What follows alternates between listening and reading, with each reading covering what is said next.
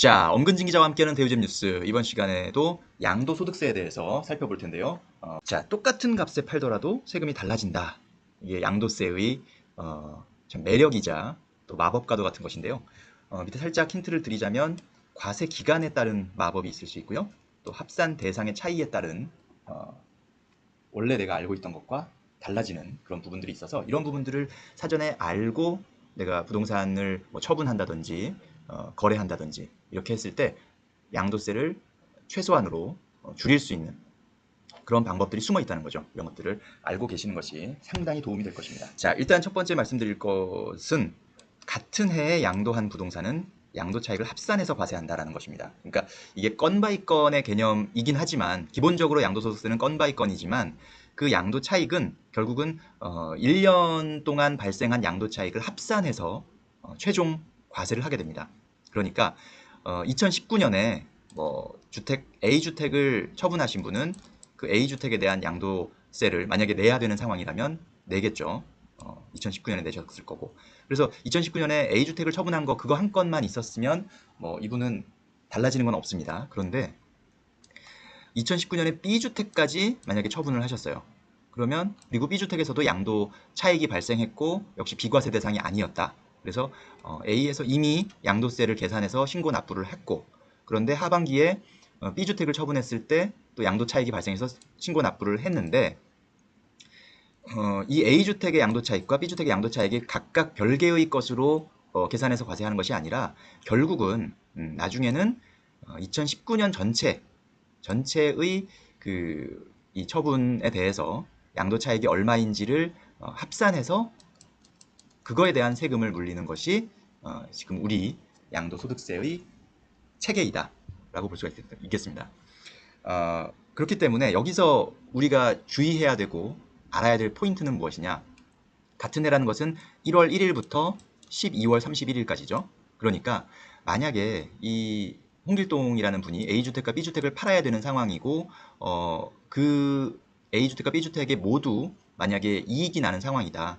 그런데 막 급한 상황은 아니에요. 예를 들어서 팔긴 팔아야 되는데 뭐 꼭 이달까지 팔아야 되고 뭐 꼭 이때까지 팔아야 되고 이런 상황이 아니라면 이것을 해를 넘겨서 하시면 좋겠다. 그러니까 이거는 A주택은 2019년, B주택은 2020년 이런 식으로 분산시키면 이 차익이 합산되지 않으니까 왜냐하면 합산이 되면 양도소득세도 누진세율이기 때문에 그 과세표준, 그러니까 양도차익이 크면 클수록 더 높은 세율을 적용받게 되거든요. 그러니까 최대한 그걸 분산시키는 것이 낮은 세율을 적용받을 수 있는 방법이고 그 분산시키는 방법은 바로 날짜를 통해서 하나는 2019년에 팔고 하나는 2020년에 팔아서 분산시킬 수 있다.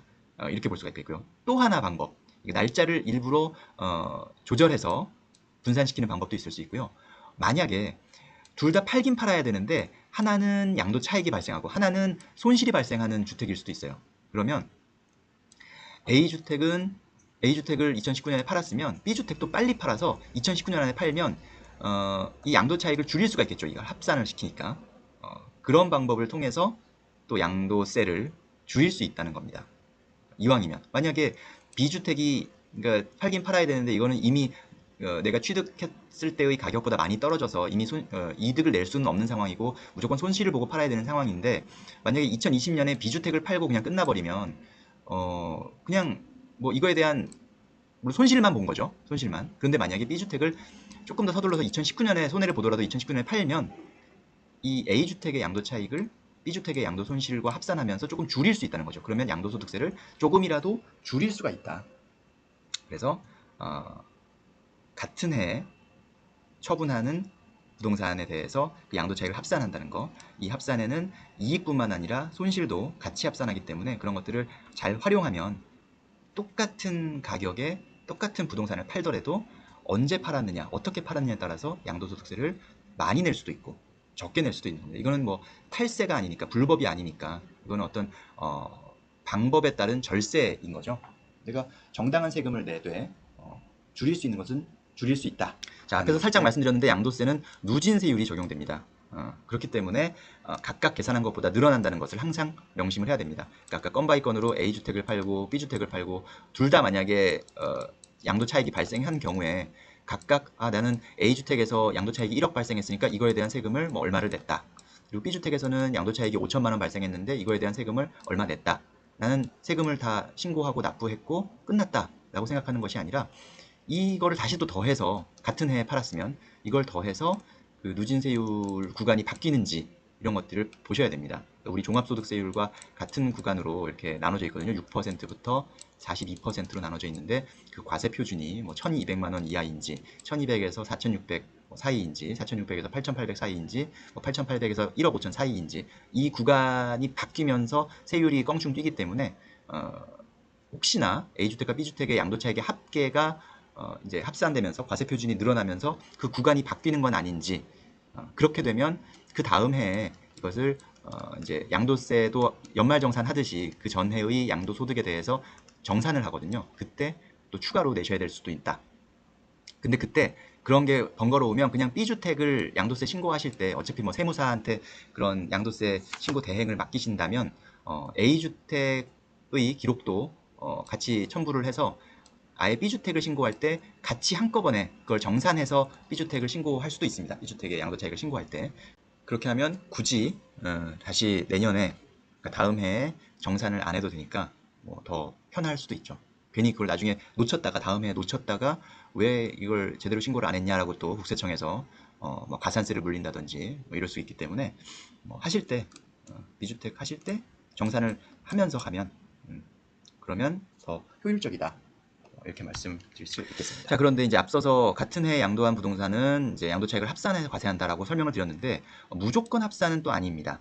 이게 어떤 의미냐면 동일한 세율을 적용 시에만 합산한다는 겁니다. 그러니까 동일한 들어서 상가와 주택을 놓고 봤을 때 그냥 기본 세율 똑같은 기본 세율이면 역시 합산이죠. 그런데 주택 같은 경우는 지금 다주택자 양도세 중과라는 그런 규제가 적용되고 있습니다. 물론 지금 2020년 6월 말까지는 10년 이상 보유한 주택에 대해서는 중과를 하지 않도록 지금 정부에서 살짝 규제를 완화해 준 부분이 있지만 뭐 10년을 보유하지 않은 분들 입장에서는 그 규제가 계속 적용이 되는 것이고요.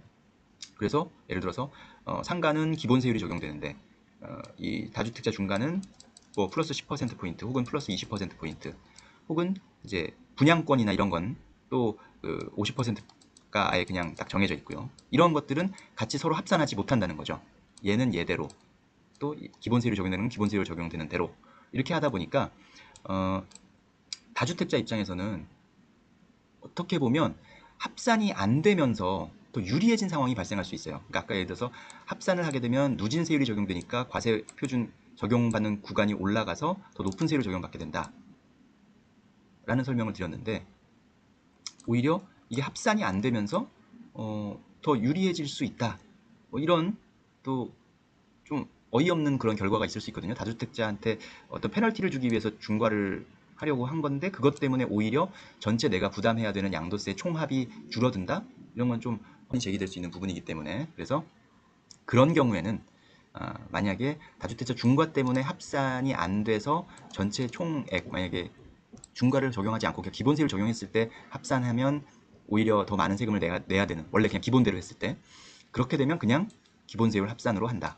라는 거죠. 이런 케이스는 뭐 아주 드문 케이스일 것이기 때문에 뭐 일반인 분들은 크게 신경을 안 쓰셔도 될 것 같아요. 근데 일단 기본적으로 과세당국에서는 어떤 그 페널티의 취지에 따라서 페널티를 주고도 오히려 세금이 줄어들면 그거는 인정하지 않는다.